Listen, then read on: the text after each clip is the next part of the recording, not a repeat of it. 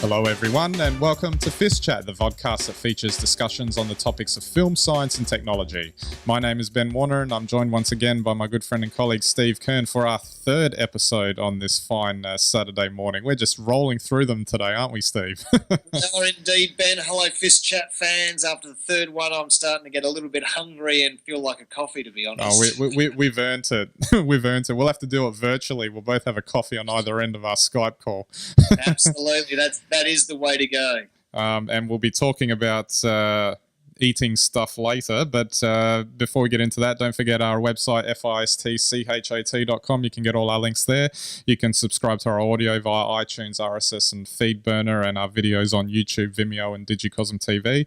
And interact with us on Twitter, Google+, and Facebook. Love to hear from you.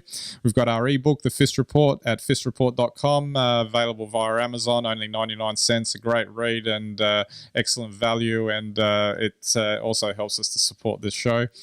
And continue to do it. And we've got our supplementary content, the weekly blogs, photography on Instagram and Flickr. And please recommend us to anyone who may be interested in our weekly discussions on film, science and technology, as I hope you're hopefully still finding fascinating after all this time. Alrighty, we're going to put a biological perspective on healthy eating in this episode. And we'll go through a few things. Why do we need food? Shall we start right there? Well, should we ask Rob Reinhardt? I haven't heard back from him. How dare he? Exactly. Some people think we don't need food. I'd love to see a world where we didn't need food in the form that we need it, and potentially maybe one day we won't need food, and Rob Reinhardt's mix-it-yourself diet will take off. But the essential fact is you have to get nutrients into you somehow. And but isn't it not just that we need the nutrients, but it's also the form that we have to ingest them as well, because that's how we've evolved? Yeah, it is to a certain extent. So, I mean, we have a digestive tract that requires food to pass through it to be healthy. For instance, if you stopped eating food, the thoughts are terrible, because you have epithelial layers breaking down the guts. It would mess with your intestinal microbes, and things would stop functioning. I don't know that we really want to talk about the way. No, well, just to say that a big chunk of our midsection is devoted to it, isn't it?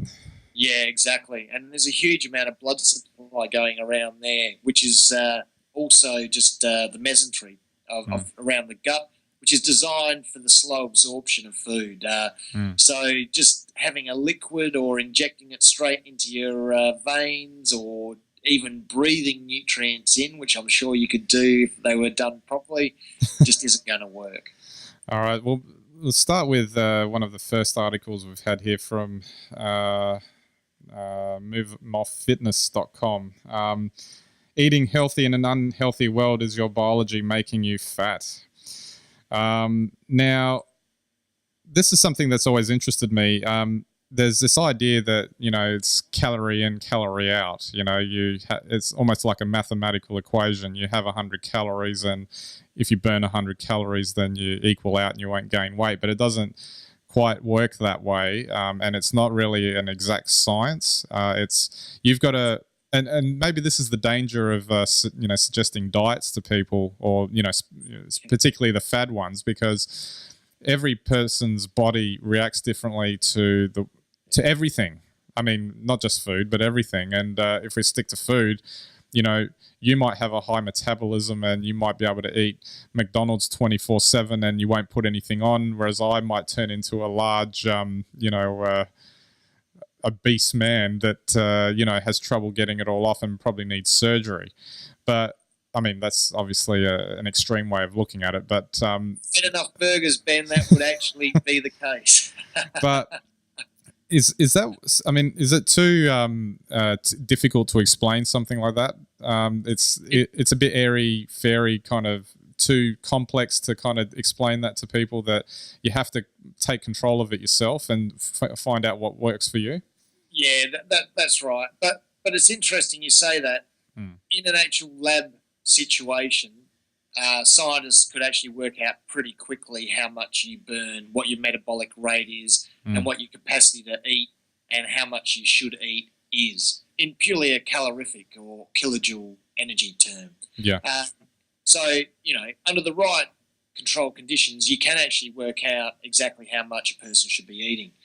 It does vary from person to person, but look, as we've covered here before, there's a couple of things, it's about the size of your portion, and secondly, the types of food that you eat, and then thirdly, the amount of exercise that you actually undertake.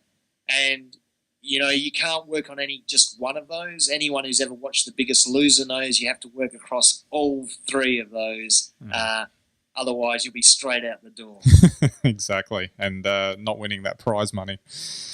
To go and buy a whole lot more burgers. Yeah, that's right. All right, we'll move on to this, the myth of superfoods from summertomato.com. Interesting website name there.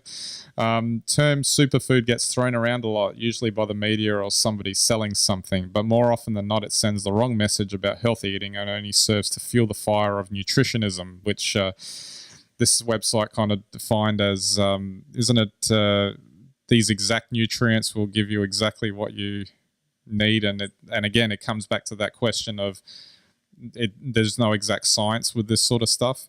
I just personally, the idea of a superfood, whether something like a blueberry salmon, they mentioned here blueberry salmon, I'd probably throw broccoli in there or something.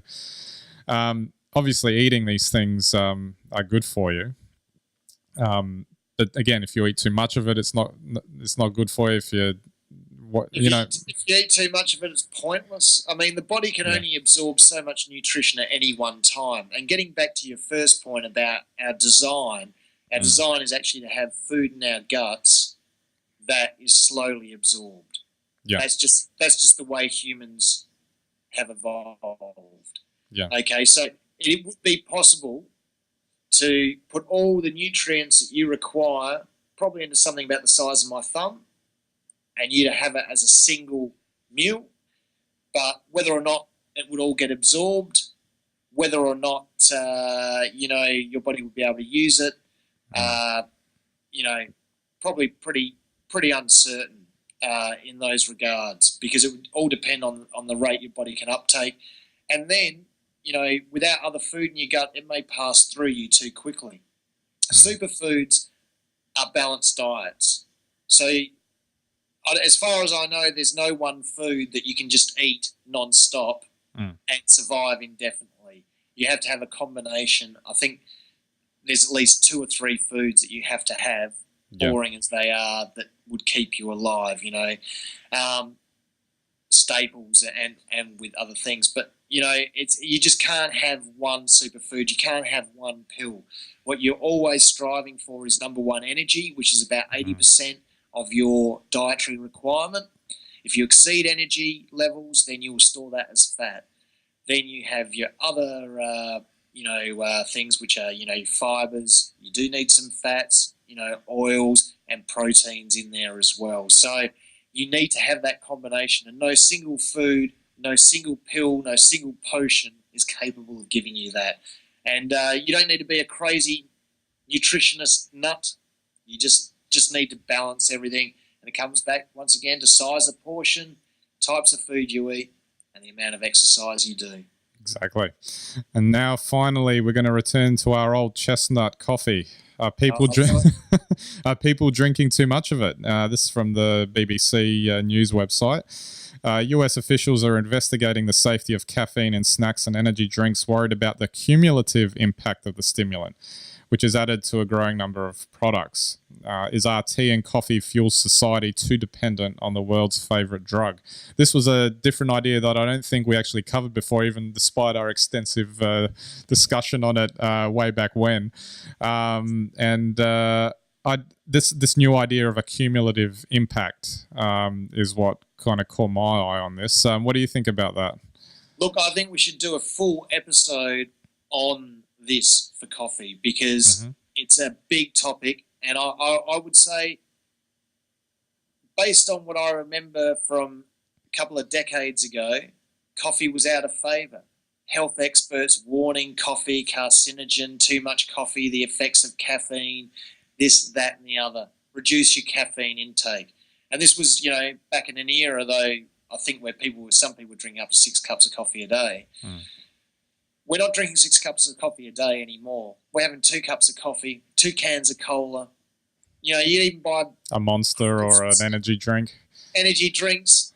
Caffeine is in everything now. It's worse than it was 20 years ago, and we're struggling with the health warnings. And caffeine, while it's marvellous and while we all enjoy a cup of coffee and while it makes us more productive at work and happier people early in the morning, too much is definitely going to have bad effects. And those effects were documented 30 or 40 years ago. There's too much caffeine in our society. In fact, I think there's a little bit too much of everything in our society, Ben. What do you think? Yeah, I'd have to agree with that. It goes to that idea of accumulated impact. I mean, if you have too much of something, just like how we've spoken with superfoods and whatever else, it's going to have a bad impact if you have too much of it. It's just going to build up and get there. But I agree. We're going to have to. I think we'll have to do a whole episode on this. It's been a while since we've done a whole episode on caffeine, so we'll have to get back to it. And we will. And just on that, I mean, here we are. We're worried about cigarettes and people and addiction to nicotine. Could coffee be the new nicotine or the new cigarette? Well, if all the CEOs of the coffee companies get called before a subcommittee somewhere and told to, asked to testify, we'll know then, won't we? Well, it happened in the past with cigarettes. And I did hear, I can't remember where I read it, but there was somewhere that said that if caffeine had been discovered today and was, put before the boards of whoever approves these things for consumption, that it would never get approved. because of its effects. So that's just an interesting thought to think about. But Ben, it's natural. Well, technically, yes. It does come from a plant, yeah. I guess so is cannabis. Yeah, anyway. Exactly. All right, Steve, we're out of time. So thanks again for the chat. Anytime. I'm looking forward to our next caffeine episode. Absolutely. All right, so that's it for this episode. So we'll catch you next time.